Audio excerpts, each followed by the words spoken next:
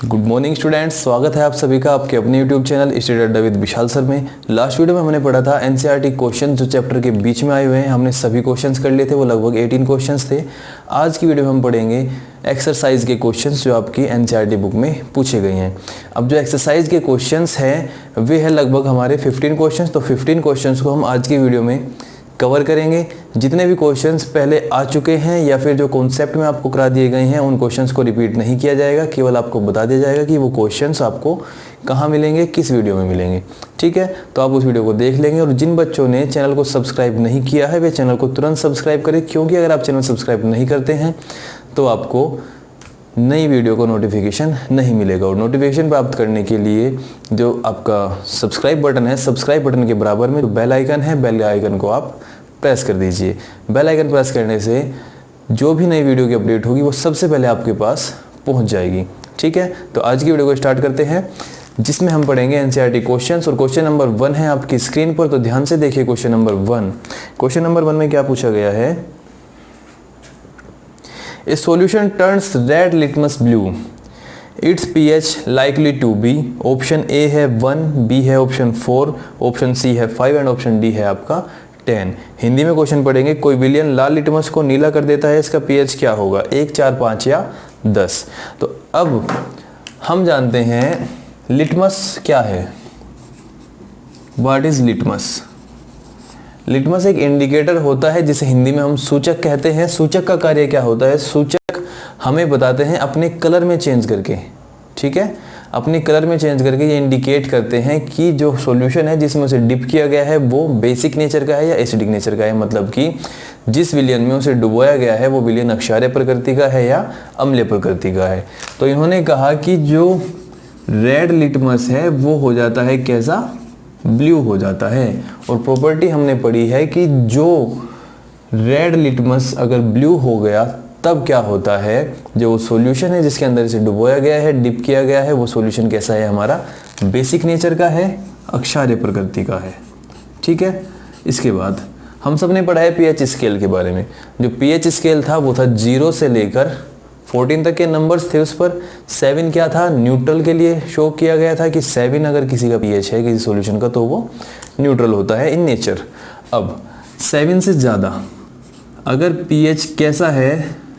More than 7 है, तब हम कहेंगे कि अगर पीएच मोर देन 7 है तब जो सॉल्यूशन है वो अक्षारीय या बेसिक होगा। ठीक है ना। अब क्योंकि रेड लिटमस को ब्लू कर रहा है तो पीएच कैसा होगा? 7 से ज़्यादा होगा, जो कि ऑप्शन नंबर डी में है। ऑप्शन नंबर डी है आपका 10।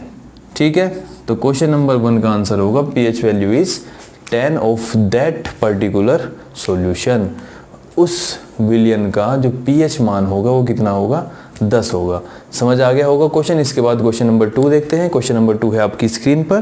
क्वेश्चन नंबर 2 में क्या पूछा गया है? ए solution reacts with crushed egg shells. एक विलियन बारीक पिसे हुए अंडे के कवच के साथ रिएक्शन करता है, अभिक्रिया करता है, और अभिक्रिया करने के बाद gives A gas that turns lime water milky. अभिक्रिया करने के बाद एक गैस उत्पन्न करता है। जो गैस है वो लाइम वाटर को, चूने के पानी को मतलब क्या कर देती है? दूधिया कर देती है। ठीक है, मिल्की कलर, दूधिया, दूध का रंग जो होता है। ठीक है, इसके बाद द सॉल्यूशन कंटेन्स, पूछा गया है कि उस सॉल्यूशन में निम्न में से क्या है? NaCl है, HCl है, LiCl है या KCl है। तो हमने पढ़ा है जो अंडे का कवच होता है, जो अंडे का खोल होता है, जो उसका आउटर शेल होती है, उसमें क्या होता है? Calcium carbonate. ठीक है, कैल्शियम कार्बोनेट होता है नंबर फर्स्ट बात। दूसरा इन्होंने कहा कि भाई हमें जो वो चूने के पानी में जो गैस प्रोड्यूस यहाँ पर हुई है, जो गैस यहाँ पर बन रही है, उसे चूने के पानी में अगर प्रवाहित किया जाए तो वो हो जाता है दूधिया या मिल्की। हम जानते हैं जो कार्बन डाइऑक्साइड गैस होती है वो चूने के पानी में अगर प्रवाहित की जाए तो उसे मिल्की कर देती है।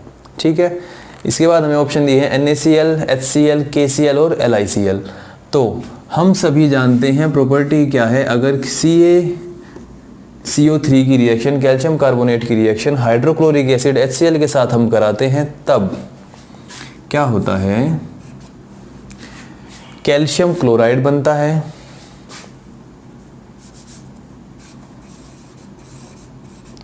CaCl2, कैल्शियम क्लोराइड बनेगा, कार्बन डाइऑक्साइड बनेगी और साथ ही साथ यहाँ पर क्या बनेगा, वाटर बनेगा।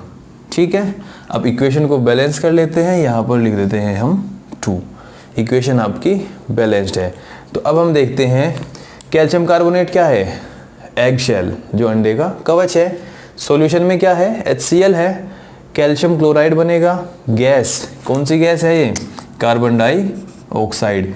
अगर हम अपवर्ड एरो बना देते हैं, ऊपर की दिशा में एरो का तीर का निशान बना देते हैं, तो वो किसे शो करता है कि जो ये पर्टिकुलर सब्सटेंस है गैस की फॉर्म में है, तो जो CO2 है वो गैस की फॉर्म में होगा। ओके, तो ये हुआ आपका क्वेश्चन नंबर 2, जिसका आंसर क्या होगा, HCl।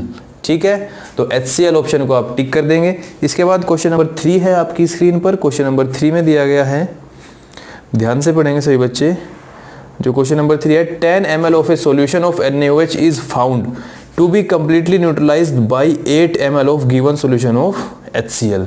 क्या कहा गया है, NaOH के 10 मिलीलीटर विलयन को HCl के 8 मिलीलीटर विलयन से पूर्णतः उदासीन, पूर्णतः मतलब कंप्लीटली न्यूट्रलाइज कर दिया जाता है। ठीक है, इसके बाद if we take 20 ml of same solution of NaOH, एक बार जो डाटा आपको दिया गया है उसे लिख लेते हैं। जो NaOH है, NaOH का सॉल्यूशन कितना है, 10 ml, HCl कितना है, 8 ml। ये है आपकी कंडीशन फर्स्ट।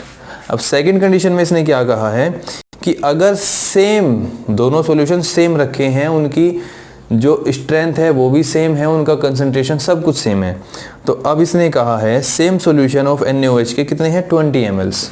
तो सेकंड जो आपका केस होगा यहाँ पर, उसमें NaOH कितना होगा, 20 ml। अब इसने कहा है कि इसे उदासीन करने के लिए, इस विलयन को उदासीन करने के लिए HCl के कितने मिलीलीटर चाहिए। ठीक है, हमें यहाँ पर निकालनी है क्वांटिटी ऑफ HCl। अब एक बात बताइए मुझे, अगर देखो यहाँ पर होना क्या है, न्यूट्रलाइजेशन रिएक्शन होनी है। ठीक है, स्ट्रॉन्ग बेस है, स्ट्रॉन्ग एसिड है, हमें बता दिया 10 ml NaOH को न्यूट्रलाइज करता है क्या, 8 ml HCl। ठीक है, अब यहाँ पर क्या हुआ, डायरेक्टली 2 गुना कर दी गई वैल्यू किसकी, NaOH की। NaOH की वैल्यू को मल्टीप्लाई कर दिया 2 से। ठीक है, 2 से मल्टीप्लाई किया तो NaOH कितना हो गया, यहाँ पर 20 ml हो गया। ऐसे ही क्योंकि स्ट्रेंथ दोनों की सेम है, तो हमें ये भी 2 गुना करना पड़ेगा। मल्टीप्लाई बाय अगर हम 2 करते हैं तो यहाँ पर क्या बन जाता है, ये 60 ml। क्योंकि ये आपका MCQ क्वेश्चन है, तो इसका आंसर क्या होगा, सीधे सीधे 16 ml ऑफ HCl। मतलब 20 ml NaOH को न्यूट्रलाइज करने के लिए 16 ml HCl की यहाँ पर आवश्यकता होगी। ये था आपका क्वेश्चन नंबर 3। इसके बाद देखते हैं क्वेश्चन नंबर 4। क्वेश्चन नंबर 4 है आपकी स्क्रीन पर। सभी बच्चे ध्यान से क्वेश्चन पढ़ेंगे। अगर वीडियो समझ आ रहा है तो वीडियो को तुरंत लाइक करें। Question number 4। क्वेश्चन नंबर 4 में आपसे पूछा गया है, which of the following types of medicine is used for treating indigestion. अपच के उपचार के लिए हम निम्न में से किस औषधि का प्रयोग करते हैं। अब एक बात बताइए मुझे, अपच की स्थिति कब होगी, जब हमें हमारे पेट में, आपके स्टमक में क्या होगा, एसिड, जो एसिड की क्वांटिटी है, जो एसिड का फॉर्मेशन है वो बढ़ जाएगा। ठीक है, हम जानते हैं हमारे स्टमक में हाइड्रोक्लोरिक एसिड होता है, तो जो हाइड्रोक्लोरिक एसिड है, हाइड्रोक्लोरिक एसिड जब ज़्यादा प्रोड्यूस होना शुरू हो जाएगा हमारे स्टमक के अंदर, तो वहाँ पर क्या होगा, इंडाइजेशन होगा, जिसे आप कहते हैं खट्टी डकारें आना शुरू हो जाएंगी। ठीक है ना, तो वो क्या है, एसिड है, एसिड बन रहा है आपको। ठीक है, अम्ल की अधिकता हो गई, पेट में अम्लता हो गई है। ठीक है, अब इसके बाद आप मुझे एक बात बताइए, अगर आपको कोई भी एसिड है, एसिड के रिएक्शन को या एसिड के, आप कह सकते हैं स्ट्रेंथ को या एसिड के प्रभाव को निष्क्रिय करना है, तो निष्क्रिय न्यूट्रलाइज करने के लिए हमें क्या करना पड़ेगा, उसका एंटीडोट। ठीक है, जिसे हम क्या कहेंगे, एसिड के लिए एंटी एसिड या एंटासिड कहेंगे। तो ऑप्शंस है आपके एंटीबायोटिक, एनाल्जेसिक, एंटासिड, एंटीसेप्टिक। तो आंसर क्या होगा इसका, ऑप्शन नंबर सी, एंटासिड इसका आंसर हो जाएगा। क्वेश्चन नंबर 4, और क्वेश्चन नंबर 4 का आंसर क्या होगा? एंटासिड। तो एंटासिड ऐसी मेडिसिन है, मतलब ये मेडिसिन की श्रेणी है, ठीक है ना। एंटासिड किसी मेडिसिन का नाम नहीं है, ये मतलब कि जो इसके अंतर्गत आने वाली दवाइयाँ हैं, जिन दवाइयों को एंटासिड के अंडर बनाया जाता है, मतलब कि जो एंटासिड श्रेणी है इसके अंदर आने वाली सभी दवाइयाँ क्या काम करेगी? अम्ल के प्रभाव को निष्क्रिय करने का कार्य करेगी। इसके बाद नेक्स्ट क्वेश्चन है आपकी स्क्रीन पर, क्वेश्चन नंबर, ये 4 था, तो अब हम करेंगे क्वेश्चन नंबर 5। क्वेश्चन नंबर 5 है write word equation and then balanced chemical equation for the reaction taking place when. निम्नलिखित अभिक्रियाओं के लिए पहले शब्द समीकरण लिखिए तथा उसके बाद रासायनिक समीकरण भी लिखिए। जबकि नंबर फर्स्ट है तनु सल्फ्यूरिक अम्ल जिंक के साथ अभिक्रिया करता है। अब तनु सल्फ्यूरिक अम्ल अभिक्रिया करेगा जिंक के साथ, तो ध्यान से देखेंगे बोर्ड पर क्वेश्चन नंबर 5 का फर्स्ट क्या कहा है? पहले हमें इन वर्ड्स लिखनी है और फिर उसकी केमिकल इक्वेशन लिखनी है बैलेंस्ड। तो लिखिए भाई, डाइल्यूट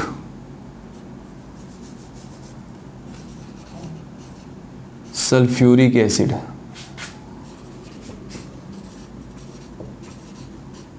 प्लस किसके साथ रिएक्शन करता है? जिंक के साथ।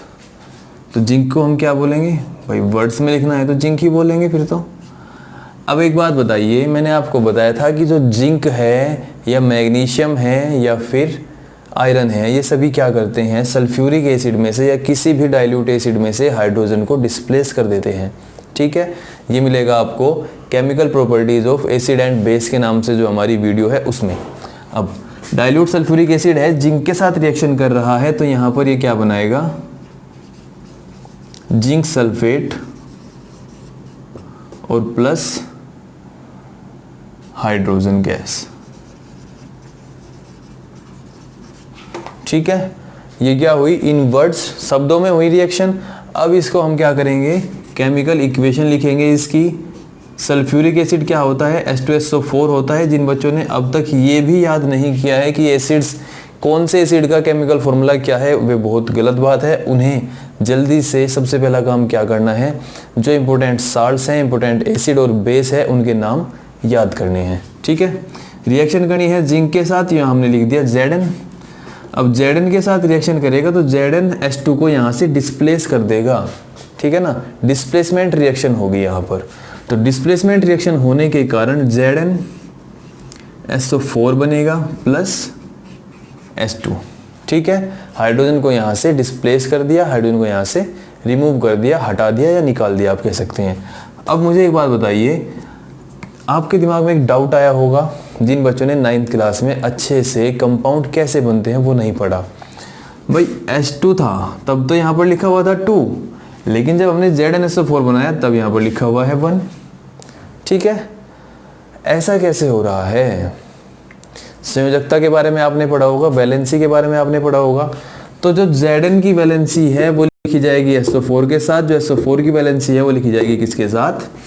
Zn के साथ, ठीक है। या आप कह सकते हैं Zn के साथ जो चार्ज होगा वो लिखा जाएगा SO4 के पास, और SO4 के पास जो चार्ज होगा वो लिखा जाएगा Zn के पास, क्योंकि Zn के पास होता है +2 चार्ज। तो अगर मैं यहाँ पर भी +2 लिखता हूँ, यहाँ भी +2 लिखता हूँ, तो कोई फ़ायदा नहीं है मुझे इससे। +2 ने +2 को यहाँ पर हटा दिया, तो इसे हम सिंपल लिख सकते हैं ZnSO4। लेकिन जो H2SO4 है, हाइड्रोजन के पास 1 होती है पॉजिटिव और इसके पास 2 निगेटिव होते हैं, तो हम कह सकते हैं इसका ये जो चार्ज की फॉर्म में, समझने के लिए आप यही समझ लीजिए, हम केवल चार्ज की बात करते हैं आपको समझाने के लिए।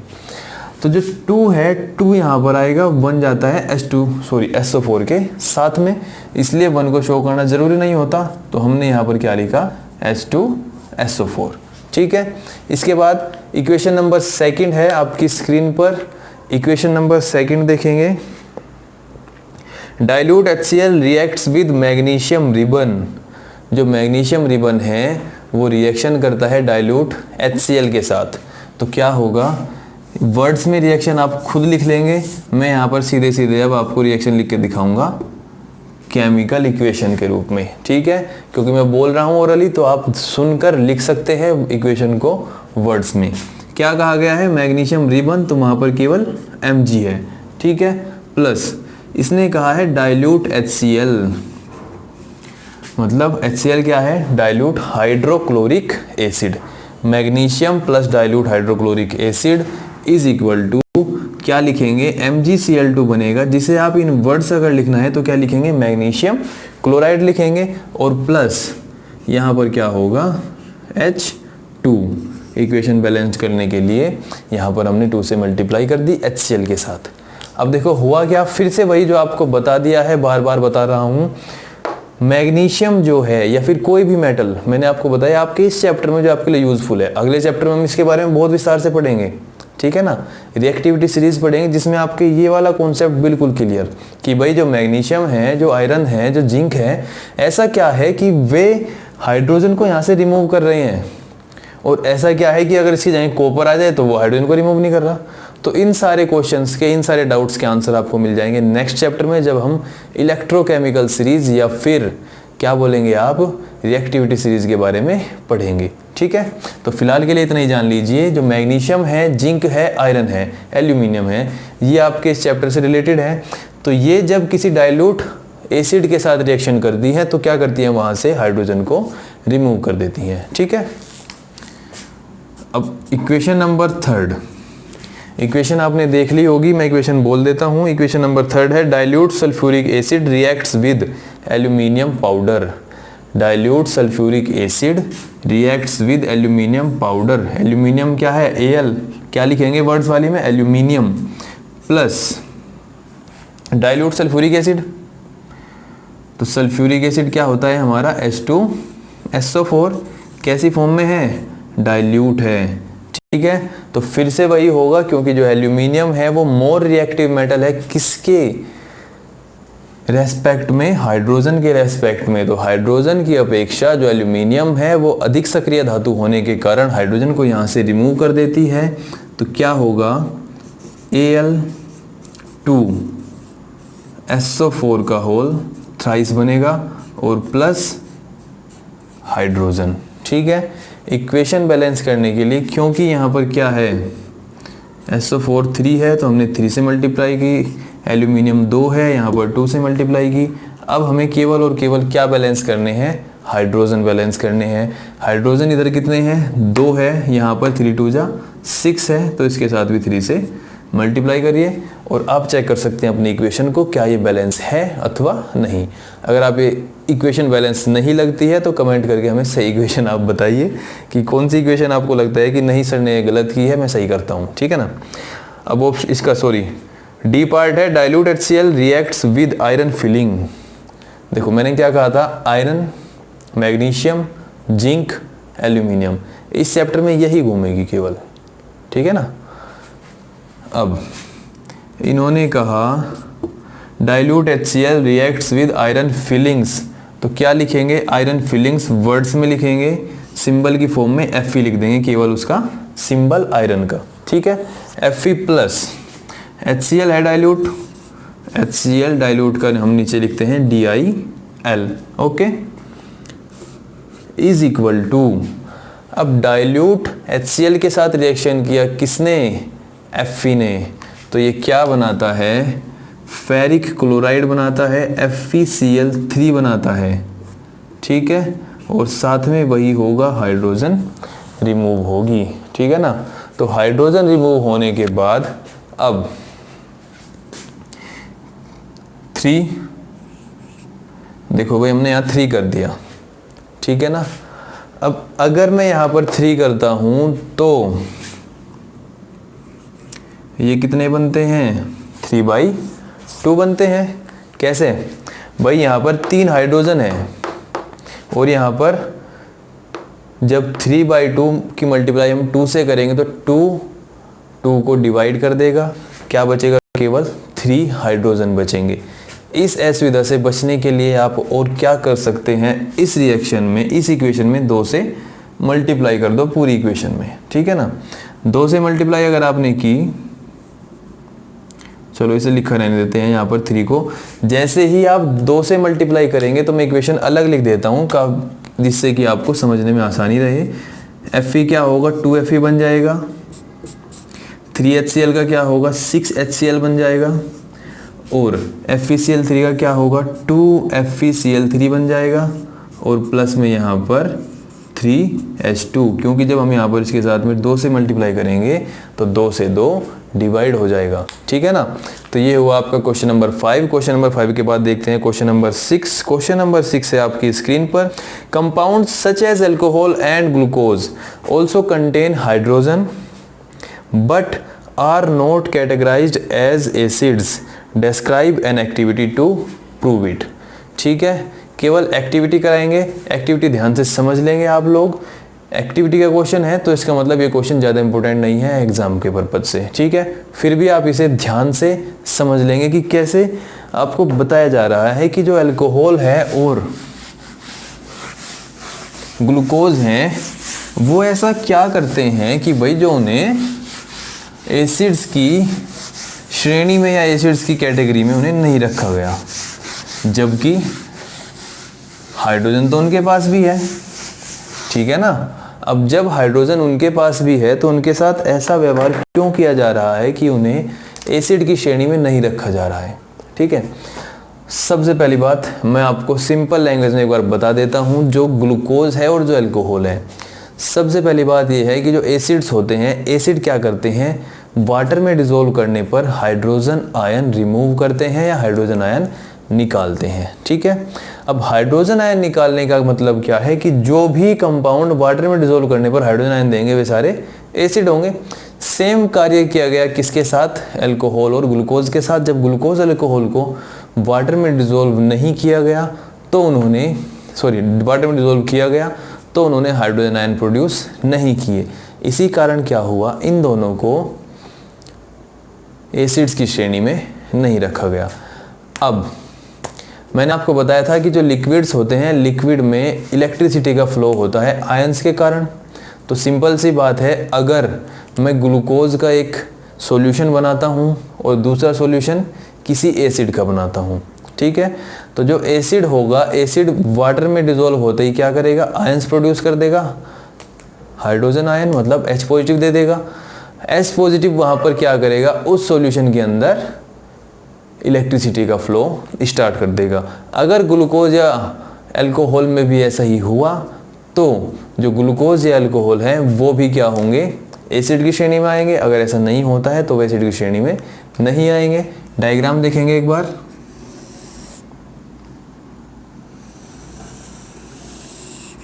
ये हमने कोई बीकर लिया, इस बीकर के अंदर हमने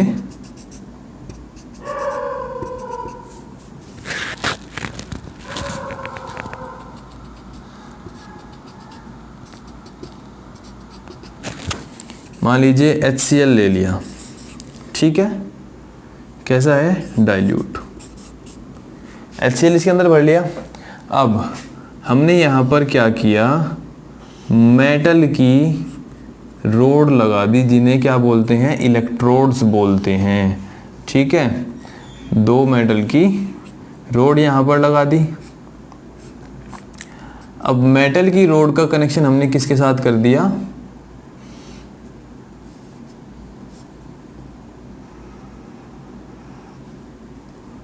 बैटरी के साथ।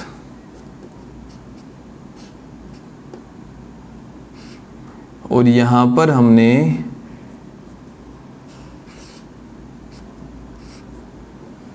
एक बल्ब लगा दिया, ठीक है ना, ये वही बल्ब है, इसे आप बल्ब समझेंगे। तो क्या हुआ है, एक 6 वोल्ट की बैटरी हमने यहां पर लगाई, ठीक है, 6 वोल्ट की बैटरी लगाई। बैटरी लगाने पर चलो ऐसा कर देते हैं, यहाँ पर एक स्विच भी लगा देते हैं, ठीक है, ये स्विच लगा दिया। एक बैटरी लगाई, एक स्विच लगाया, एक बल्ब लगाया, 2 इलेक्ट्रोड एक HCl के सॉल्यूशन में हमने डाल दिए, ठीक है। एक तो हमारा इस तरह का सेटअप हुआ। दूसरा किसके लिए होगा, ग्लूकोज या अल्कोहल के लिए, ठीक है। तो फिर से हमने सॉल्यूशन यहाँ पर भर दिया, किसका, जिसे हम कहेंगे ग्लूकोज, या क्या ले सकते हैं आप, अल्कोहल ले सकते हैं, ठीक है। अब अल्कोहल लेने के बाद फटाफट से हमने यहाँ पर क्या किया, एक मेटल की रोड लगाई और यहाँ पर एक दूसरी मेटल की रोड लगाई, ठीक है। दोनों मेटल की रोड लगाने के बाद दोनों को कनेक्ट कर दिया एक 6 वोल्ट की बैटरी, ये पॉजिटिव सिरा है, ये नेगेटिव सिरा है। यहाँ पर एक की लगाई, उसके बाद एक बल्ब लगा दिया, ठीक है। अब सिंपल काम होगा, बिल्कुल कुछ नहीं करना है, केवल देखना है आपको बोर्ड की साइड में। देखिए ध्यान से, जैसे ही हमने यहाँ पर स्विच को ऑन किया, इसे इसके साथ मिला दिया, स्विच को ऑन करते ही पॉजिटिव साइड से इलेक्ट्रिसिटी फ्लो होते हुए बैटरी से, ठीक है ना, बैटरी से इलेक्ट्रिसिटी का फ्लो होगा और इलेक्ट्रिसिटी कहाँ पहुंचेगी, इस सॉल्यूशन के अंदर। हम जानते हैं लिक्विड्स में जो इलेक्ट्रिसिटी का फ्लो होता है वो आयंस के द्वारा होता है। अगर यहाँ पर H+ घूम रहे होंगे, अगर ये सॉल्यूशन वाटर में डिसॉल्व करने पर H+ प्रोड्यूस कर रहा होगा, तब क्या होगा, यहाँ से इलेक्ट्रिसिटी पहुँच जाएगी यहाँ पर आयंस की फॉर्म में, ठीक है ना। आयंस के थ्रू इलेक्ट्रिसिटी यहाँ जाएगी और ये पूरा का पूरा एक इलेक्ट्रिकल सर्किट हमारा कंप्लीट हो जाएगा। इसमें क्या होगा, जब हम यहाँ पर स्विच को ऑन करेंगे, स्विच ऑन मतलब इसे यहाँ मिला दिया, ठीक है ना, स्विच ऑन किया जब हमने, तो 6 वोल्ट की बैटरी है, बैटरी से पॉजिटिव सिरे से, ध्यान रखेंगे हमेशा जो बैटरी से करंट चलता है वो पॉजिटिव से निगेटिव की ओर चलता है, ठीक है। तो जब पॉजिटिव से स्टार्ट हुआ तो बैटरी से करंट यहाँ आया, इलेक्ट्रिक करंट यहाँ पहुँचने के बाद लिक्विड के अंदर गया, लिक्विड जो सॉल्यूशन था सॉल्यूशन के अंदर गया, सॉल्यूशन के अंदर जाने के बाद अगर यहाँ पर H+ होते तो H+ के थ्रू जो इलेक्ट्रिक करंट है वो कहाँ पहुँचता, दूसरे इलेक्ट्रोड पर पहुँचता और ये पूरा का पूरा एक सर्किट हमारा कंप्लीट हो जाता। और सर्किट कंप्लीट होने का मतलब क्या होगा कि ये जो बल्ब है, ये बल्ब यहाँ पर एनलाइटमेंट हो जाएगा, इसका ये बल्ब प्रकाशित हो जाएगा, ठीक है ना। लेकिन इस केस में ऐसा नहीं होगा, क्योंकि इस सॉल्यूशन के अंदर हाइड्रोजन आयंस प्रोड्यूस नहीं हो रहे हैं। ग्लूकोज और जो अल्कोहल है उनकी टेंडेंसी ऐसी नहीं है कि वे सॉल्यूशन में हाइड्रोजन आयन प्रोड्यूस कर दे। इसी कारण से इस सॉल्यूशन में या इस सर्किट में जो हमारा इलेक्ट्रिक बल्ब लगा हुआ है, ये बल्ब नहीं जलेगा, ठीक है। तो ये एक्टिविटी थी, आप चाहें तो इसे करके देख सकते हैं, ठीक है। लेकिन कोई भी ऐसा कार्य आप मत कीजिएगा जिससे कि आपको कोई नुकसान पहुंचे या कोई आपकी हानि हो, ठीक है। इसके बाद देखते हैं नेक्स्ट क्वेश्चन, क्वेश्चन नंबर 7 है। क्वेश्चन नंबर 7 में आपसे पूछा गया है, why does distilled water not conduct electricity whereas rain water does. भाई जो आश्रित जल होता है विद्युत का चालक नहीं होता, जबकि वर्षा का जल होता है। अब फिर से वही बात हुई, भाई वर्षा के जल में ऐसा क्या है जो डिस्टिल्ड वाटर में नहीं है, जबकि डिस्टिल्ड वाटर तो प्योर वाटर है।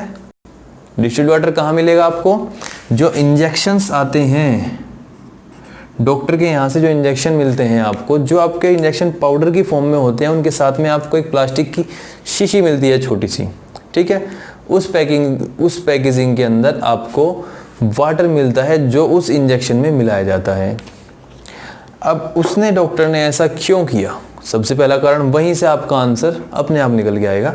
डॉक्टर ने ऐसा क्यों किया, डिस्टिल्ड वाटर का ही यूज़ करने के लिए क्यों बोला, क्यों, केमिकल जो आपकी मेडिसिन्स हैं उन्हें बनाने वाली मैन्युफैक्चरिंग कंपनीज ने उसमें ये नहीं लिखा कि आप जो टैप वाटर है, जो आपके टंकी का, आपके नल का पानी है, उसका इस्तेमाल करें या रेन वाटर का इस्तेमाल करें। ऐसा क्यों नहीं कहा गया, ऐसा इसलिए नहीं कहा गया क्योंकि जो हमारा वाटर जिसे हम यूज़ करते हैं, जो रेन वाटर है, उसमें क्या होता है, बहुत सारे साल्ट्स मिले होते हैं, ठीक है।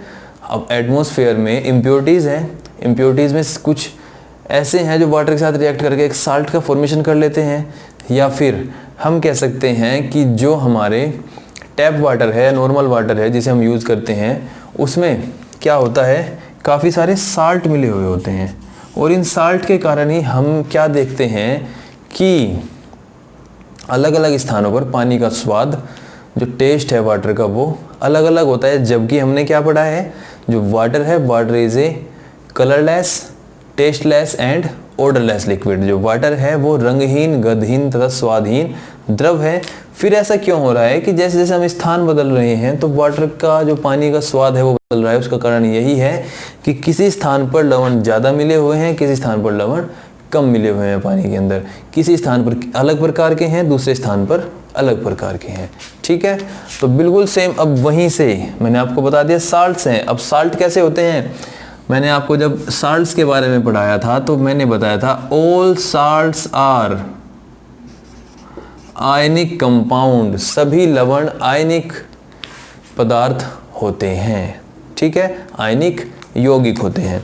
तो जो आयनिक यौगिक होते हैं, मान लीजिए NaCl है तो NaCl पॉजिटिव निगेटिव। अब डिस्टिल्ड वाटर में तो कुछ भी नहीं मिला हुआ है, इसी कारण से डिस्टिल्ड वाटर है वो आपका टेस्टलेस होता है।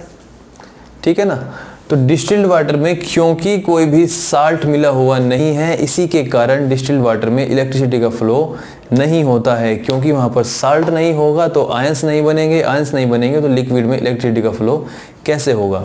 अब मैं आपको बता दूं, अगर लिक्विड, अगर वाटर है और वाटर कैसा है, डिस्टिल्ड वाटर है, और उसमें आपने यही सेम प्रोसेस की, भाई इसके जगह हमने क्या रख लिया, डिस्टिल्ड वाटर। ठीक है, इसके स्थान पर हमने डिस्टिल्ड वाटर ले लिया। तो डिस्टिल्ड वाटर लेने पर क्या होगा, यहाँ पर ये बल्ब नहीं जलेगा क्योंकि डिस्टिल्ड वाटर में इलेक्ट्रिसिटी का फ्लो नहीं होता। क्यों नहीं होता, कारण मैंने आपको बता दिया कि उसमें साल्ट्स जो हैं वो घुले हुए नहीं रहते हैं। ठीक है, there is not any salt dissolve या फिर present in distilled water, so that there is no electric conductivity of distilled water. ठीक है, आश्रित जल में किसी भी प्रकार के लवण घुले हुए नहीं होते हैं, इसी कारण आश्रित जल जो है वो विद्युत का कुचालक होता है। जबकि जो वर्षा का जल है, जब जो रेन वाटर है, उसमें बहुत सारे लवण मिले होते हैं, तो इसलिए वो क्या है, आपका इलेक्ट्रिसिटी का या विद्युत का सुचालक है, कंडक्टर है। ठीक है, इसके बाद नेक्स्ट क्वेश्चन देखते हैं, क्वेश्चन नंबर 8। क्वेश्चन नंबर 8 ध्यान से देखेंगे, आपकी स्क्रीन पर क्वेश्चन नंबर 8 दिया गया है। अब क्वेश्चन नंबर 8 में आपसे पूछा गया है, why do acids not show acidic behavior in absence of water? जल की अनुपस्थिति में अम्ल का व्यवहार अम्लीय क्यों नहीं होता है। फिर से वही बात आई जो मैंने आपको अभी बताई थी, बिकॉज एसिड, ठीक है, when we dissolve acid in water they produce hydrogen ion। ठीक है, या फिर हम कहेंगे those compounds which produce hydrogen ion when they dissolve in water are called acids। वे पदार्थ जो जल में घोलने पर हाइड्रोजन आयन प्रोड्यूस करते हैं, हाइड्रोजन आयन क्या आप कह सकते हैं, हाइड्रोजन आयन निकालते हैं या उत्पन्न करते हैं, वे सब क्या होंगे, आपके अम्ल होंगे। अब जब वाटर में डिसॉल्व करने के बाद होता है अम्ल का बिहेवियर एसिडिक, तो हम क्या कहेंगे कि जो भी अम्ल हैं, अगर वो वाटर के साथ डिसॉल्व नहीं किया गया है तो वो अम्लीय प्रकृति प्रदर्शित नहीं करेगा। आंसर इसका वही होगा जो मैंने आपको अभी बोलकर बताया है, बिकॉज एसिड,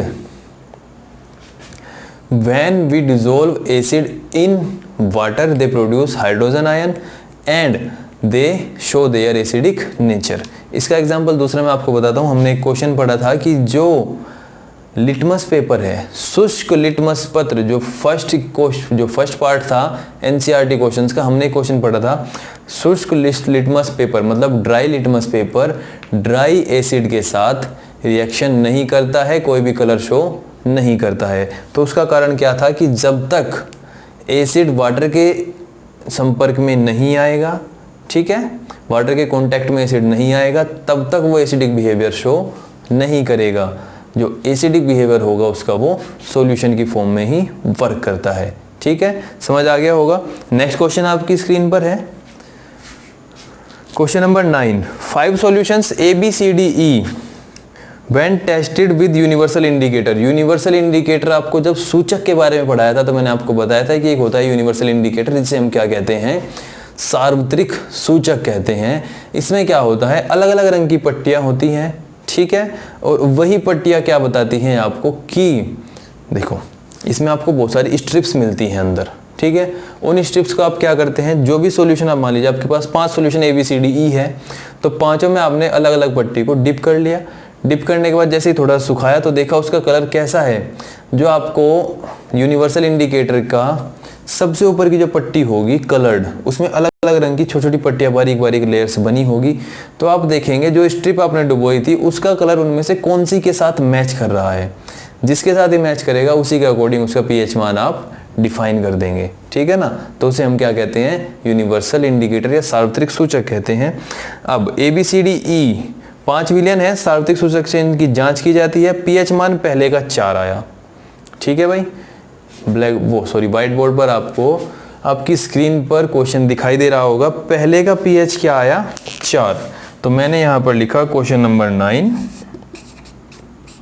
जो A है इसका पीएच आया 4, जो B है B का पीएच आया 1, जो C है C का पीएच 11 आया, D का पीएच 7 और E का पीएच कैसा आया यहाँ पर 9 आपको प्राप्त हुआ। इसके बाद इसने कहा है कि आपको इन्हें अलग अलग डिफाइन करना है, डिफरेंशिएट करना है या बांटना है किसमें, उदासीन, न्यूट्रल का मतलब उदासीन। ये जो ST एल्केलाइन लिखा हुआ है, ST एल्केलाइन का मतलब है स्ट्रोंगली एल्केलाइन, प्रबल अक्षारीय, स्ट्रोंगली एसिडिक, प्रबल अम्लीय। फिर W माने वीक है, तो वीक एल्केलाइन और वीक एसिडिक मतलब दुर्बल अक्षारीय, तथा नंबर जो लास्ट वाला है वो है आपका दुर्बल अम्लीय। अब क्या करेंगे इसमें, एक बात बताइए मुझे, 1 से लेकर 14 तक का स्केल है, बीच में 7 है न्यूट्रल। तो जो सबसे पहला इसमें पूछा गया है न्यूट्रल A, तो न्यूट्रल कौन सा होगा, D होगा। तो A का आंसर क्या होगा यहाँ पर D। इसके बाद B में आपसे पूछा है स्ट्रोंगली एल्केलाइन। अब मेरी बात हमेशा ध्यान रखिएगा, जैसे जैसे 14 की तरफ हम बढ़ते हैं पीएच वैल्यू में, ठीक है ना, तो वैसे ही क्या होता है, स्ट्रोंगनेस बेस की बढ़ती जाती है। और जैसे जैसे हम 1 या 0 की तरफ जाते हैं, अगर हम 0 की तरफ जा रहे हैं तो वैसे वैसे एसिडिक नेचर बढ़ रहा है, स्ट्रोंगनेस बढ़ रही है एसिड की, ठीक है ना। अब इसके अंदर देखेंगे, इसने कहा है कि स्ट्रोंगली एल्केलाइन। अब स्ट्रोंगली एल्केलाइन कौन सा होगा भाई, 2 है इसमें, एक तो 9 है एक 11 है। 14 के पास ज़्यादा कौन सा है, नियर, जो 14 के नियर है वो क्या है आपका 11 है। तो B का आंसर क्या होगा C, ठीक है। इसके बाद इसका जो C पार्ट है, C पार्ट में स्ट्रोंगली एसिडिक मतलब 0 के पास, 0 के पास कौन है 1 या फिर 4, 1 है। तो जो C है, C का आंसर होगा B, ठीक है। ये देखो इसमें कंफ्यूज नहीं होना कि भाई A का आंसर D, ये ABCDE क्या है, सॉल्यूशन को शो कर रहे हैं। और ये जो स्मॉल वाले ABCDE लिखूंगा मैं, ये सभी क्या है आपके, ये पार्ट है क्वेश्चन के, ओके। तो इसका D पार्ट है, इसने कहा वीक एल्केलाइन, दुर्बल अक्षारीय। अब दुर्बल अक्षारीय कौन सा होगा, 9 वाला होगा, क्योंकि 11 वाला तो प्रबल अक्षारीय हो गया। तो इसका आंसर क्या होगा यहाँ पर E। और जो इसका E ऑप्शन है, E ऑप्शन में आपको क्या लिखना होगा आंसर, 4 किसका है वो A का। तो E के लिए जो आंसर होगा वो A होगा। समझ आ गया होगा। इसके बाद देखते हैं क्वेश्चन नंबर 10। क्वेश्चन नंबर 10 है आपकी स्क्रीन पर। क्वेश्चन नंबर 10 में आपसे पूछा गया है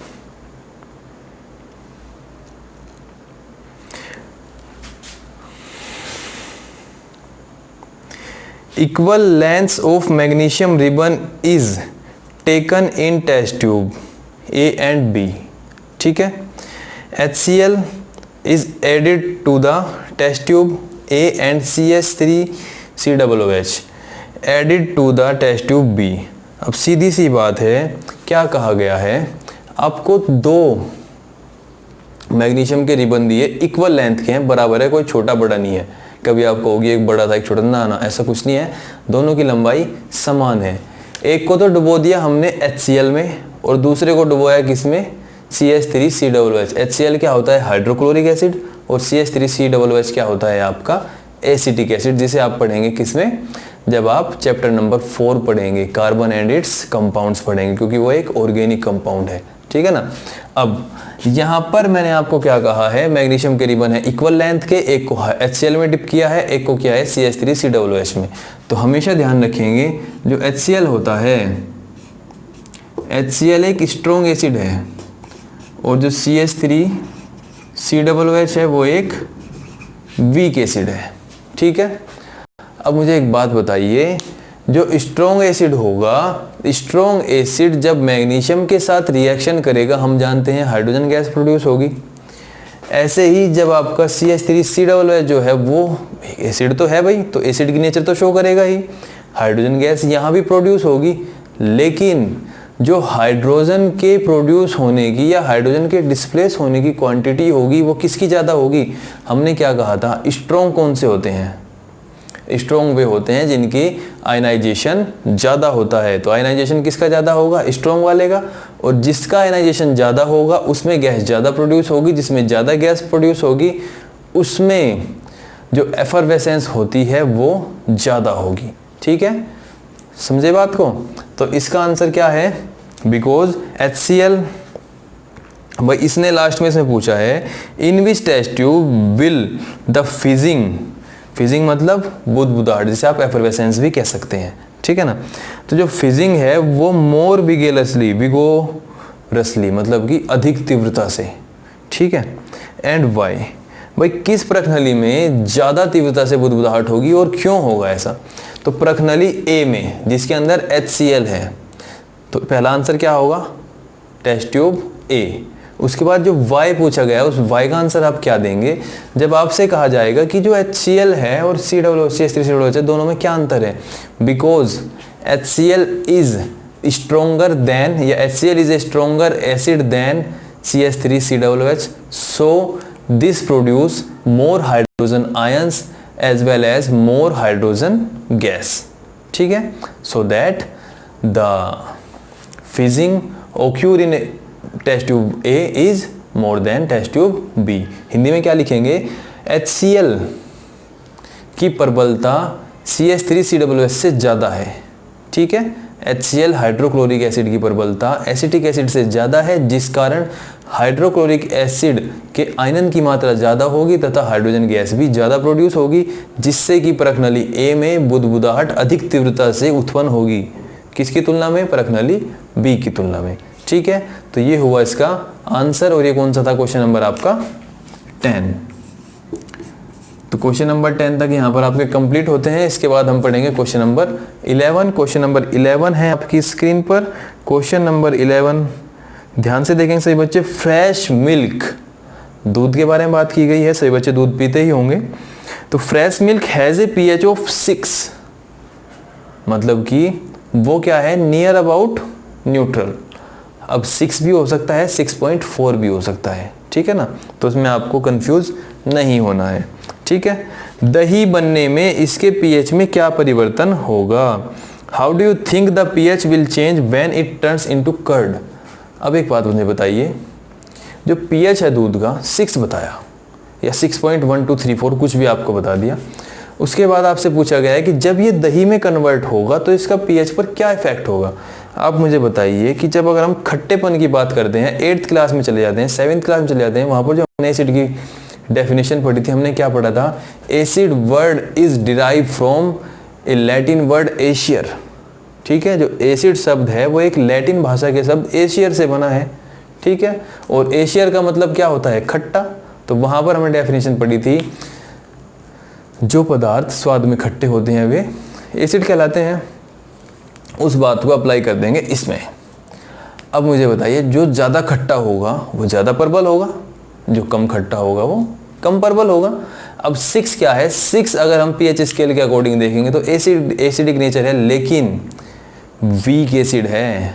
ठीक है ना, तो वीक एसिड होने के कारण जब वहाँ से हम उसकी दही बनाते हैं, जब दूध दही बन रहा होता है तो क्या होता है? बिकॉज जो कर्ड है, जो दही है, वो दूध की अपेक्षा खट्टी होती है। तो खट्टी होने के कारण उसका pH भी कैसा होगा?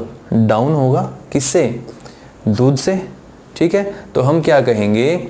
When milk converts into curd the pH of milk is reduced from 6। ठीक है ना, दूध का pH जब वह दही में परिवर्तित होता है तो 6 से कम हो जाता है। ठीक है ना, तो यही इसका आंसर होगा, छोटा सा आंसर था। इसके बाद क्वेश्चन नंबर 12 देखेंगे। क्वेश्चन नंबर 12 है आपका, ए मिल्कमैन, फिर से मिल्क की बात आई। A milkman adds a very small amount of baking soda to fresh milk. अब मिल्कमैन ने क्या किया, फ्रेश मिल्क में बेकिंग सोडा मिला दिया। आपने भी कई बार देखा होगा, आपकी जो मम्मी है, जो आपकी सिस्टर है या आपकी दादी जी हैं, वे क्या करती हैं, आपके घर में खाने का सोडा होता है, ठीक है, जिसे आप मीठा सोडा भी कहते हैं। तो जो खाने का सोडा है वही बेकिंग सोडा होता है। खाने के सोडे को जब आप दूध को गर्म करते हैं, मान लीजिए आपने आज सुबह आप कहीं बाहर चले गए, शाम को आए, दूध गर्म करना भूल गए थे, तो अगर आप दूध गर्म करोगे तो फट जाएगा। इसलिए आप उस दूध को गर्म करने से पहले उसमें थोड़ा सा खाने का सोडा मिलाकर तब उसे गर्म करते हैं। उस स्थिति में वो दूध नहीं फटता है। क्या कारण है, समझेंगे कहाँ पर, मिल्कमैन के क्वेश्चन में। तो मिल्कमैन के क्वेश्चन में आपसे कहा गया है, milkman adds a very small amount of baking soda to fresh milk. एक ग्वाला है, ताजे दूध में कुछ मात्रा बेकिंग सोडा की मिलाता है। ये बात उन्होंने हमें बता दी, मिला दिया, कोई दिक्कत नहीं है। ए पार्ट इसका है, ताजा दूध के पीएच को 6 से थोड़ा अक्षारीय वो क्यों बना रहा। Why does he shift pH from 6 to slightly alkaline. जब दूध का पीएच 6 था, एसिडिक नेचर पर था, तो उसने ऐसा क्यों किया, उसमें बेकिंग सोडा मिला के उसका पीएच बढ़ा दिया, उसे अक्षारीय बना दिया, उसे अल्कलाइन बना दिया, उसकी नेचर को बेसिक बना दिया। क्या कारण था, क्योंकि जो मिल्कमैन होता है, मिल्कमैन को अपनी शॉप पर, भाई शॉप भी तो होती है, डेयरी जिसे हम बोलते हैं, या फिर जब वो सुबह मान लीजिए मॉर्निंग में 4 बजे से अपने दूध का कलेक्शन शुरू करता है और उसे 8 बजे तक वो डिस्ट्रीब्यूट करता है, तो 4 या 5 घंटे के समय में, भाई 5 आवर्स में हम जानते हैं जो फ्रेश मिल्क होता है, फ्रेश मिल्क का जो पीएच है वो धीरे धीरे घटना, मतलब उसकी नेचर धीरे धीरे एसिड की तरफ चलना स्टार्ट हो जाती है। एसिड की तरफ जब उसकी नेचर चलना स्टार्ट होती है, उसके कारण दूध में एसिडिक प्रॉपर्टी बन जाती है। उसके बाद अगर हम उसे गर्म करेंगे तो वो फट जाएगा। इसीलिए वो क्या करता है, उसे थोड़ा अक्षारीय बनाता है, जिससे कि उसके एसिड, उसमें जो नेचर उसकी एसिडिक होना शुरू हुई, जब उसका पीएच घटना शुरू हुआ, वो थोड़ा लेट स्टार्ट हो। ठीक है, इसके बाद सेकंड है इसका B part, why does this milk take a long time to set as curd. इस दूध को दही बनने में अधिक समय क्यों लगता है। भाई जिस दूध में हमने बेकिंग सोडा मिलाकर उसे अक्षारीय बना दिया, मतलब जो पीएच था वो पहले तो 6 था, अब फिर उसके बाद 7 आएगा जहाँ पर वो न्यूट्रल होगा, फिर तब आगे जाकर वो मान लीजिए 8 या 7.4, 5, 6, 7, 8, 9 तक कहीं भी जाएगा। तो इसके लिए उसे क्या करना पड़ा, 2 स्टेप चलना पड़ा। 2 स्टेप चलने के बाद वो अक्षारीय बना। अब सबसे पहले तो उसकी नेचर वापस आएगी कहाँ पर, धीरे धीरे घटते घटते जब वो एसिड में कन्वर्ट होगा, उसके अंदर एसिड बनना शुरू होगा, तो वो 6 पर आएगी। 6 पर आने के बाद वो नॉर्मल जो फ्रेश मिल्क है उसके इक्वल हो जाएगा। इक्वल होने के बाद जितना टाइम फ्रेश मिल्क को कर्ड बनने में लगता है उतना टाइम लगेगा। तो जो टाइम बेस से अपनी ओरिजिनल पीएच पर जाने में आया वो टाइम एक्स्ट्रा लगा। तो यही कारण है कि जो मिल्क है जिसमें बेकिंग सोडा मिलाया गया है उसे दही बनने में ज़्यादा टाइम लगता है। ठीक है, because it has basic nature, so it takes more time to get converted into curd. ये इसका आंसर होगा। ठीक है, क्योंकि बेकिंग सोडा मिले हुए दूध का पीएच मान अक्षारीय या फिर 7 से ज़्यादा होता है, इसी कारण वह दही बनने में अधिक समय लेता है। ठीक है, समझ आ गया होगा आपके। अगर समझ नहीं आता है तो आप कमेंट करके बता सकते हैं, आपको दोबारा समझा दिया जाएगा। अगर आपने जो पीछे जो भी वीडियोस देखे हैं उनमें आपको डाउट्स हैं तो वीडियो देखिए, उसका कमेंट में उसका डाउट लिखिए, आपके लिए एक वीडियो अलग से बना दी जाएगी जिसमें केवल और केवल आपके डाउट्स पर बात होगी। ठीक है ना, जितने भी आपके डाउट्स हैं वे सभी क्लियर करा दिए जाएंगे। ओके, तो बिल्कुल भी पैनिक आपको नहीं होना है। ये क्वेश्चन नंबर 12 था। इसके बाद क्वेश्चन नंबर 13 देखते हैं।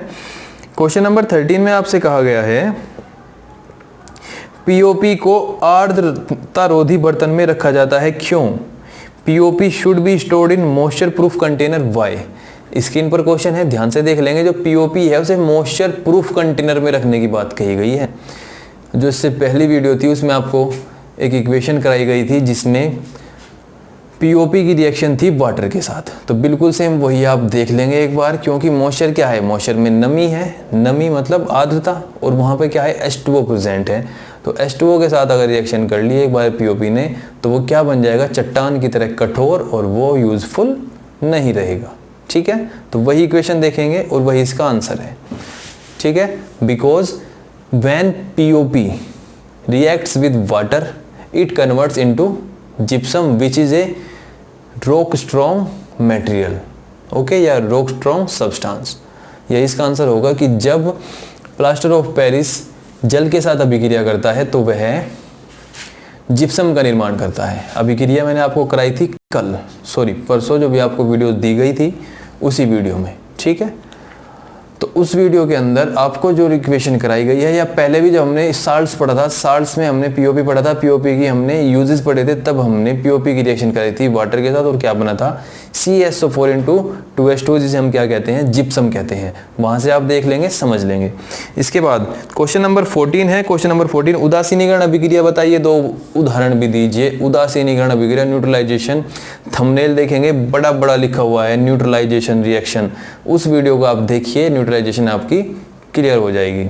ठीक है, क्वेश्चन नंबर 15, बेकिंग सोडा तथा वॉशिंग सोडा के 2 महत्वपूर्ण उपयोग बताइए। इसका आंसर भी आपको मिलेगा सम इम्पोर्टेंट साल्ट्स वाली जो आपकी वीडियो है, उस वीडियो में आपको मिल जाएगा वॉशिंग सोडा और बेकिंग सोडा के बारे में डिस्क्रिप्शन में सब कुछ।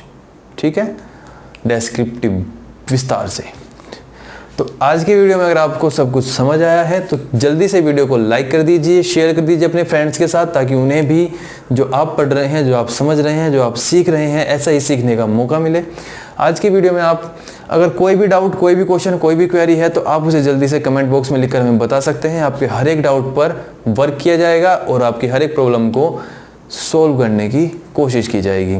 तो जल्दी से चैनल को सब्सक्राइब कीजिए जिन्होंने सब्सक्राइब नहीं किया है, और जिन्होंने सब्सक्राइब कर लिया है वे बेल आइकन को प्रेस कर दीजिए, क्योंकि अब रेगुलर वीडियोस आपको मिलते रहेंगे। जिसका अपडेट आपको सबसे पहले मिले उसके लिए आप बेल आइकन को यहाँ पर प्रेस कर दीजिए। Okay, thank you very much. आज की वीडियो में केवल इतना ही। मिलते हैं आपको नेक्स्ट वीडियो में नए चैप्टर के साथ। नए चैप्टर का नाम आपका क्या है, मेटल्स एंड नॉन मेटल्स, धातु तथा अधातु। उससे पहले अगर आप डाउट्स पूछते हैं तो अगली वीडियो से पहले हम इस चैप्टर के डाउट्स की वीडियो बना देंगे। अगर आप कोई डाउट नहीं पूछते हैं, इसका मतलब क्या होगा कि या तो आप पढ़ नहीं रहे हैं या फिर आपके सब कुछ क्लियर हो चुका है, क्योंकि मैंने आपको बताया था more study more doubts, no study no doubts. ठीक है, तो 2 तरह के बच्चे होंगे, या तो बहुत ज़्यादा ब्रिलियंट होंगे, उन्हें कोई डाउट होगा ही नहीं, या फिर वो स्टडी नहीं कर रहे हैं। अगर कोई डाउट आपका नहीं आता है तो हम क्या करेंगे, नेक्स्ट चैप्टर को यहाँ पर स्टार्ट कर देंगे। Okay, thank you very much. Stay home, stay safe.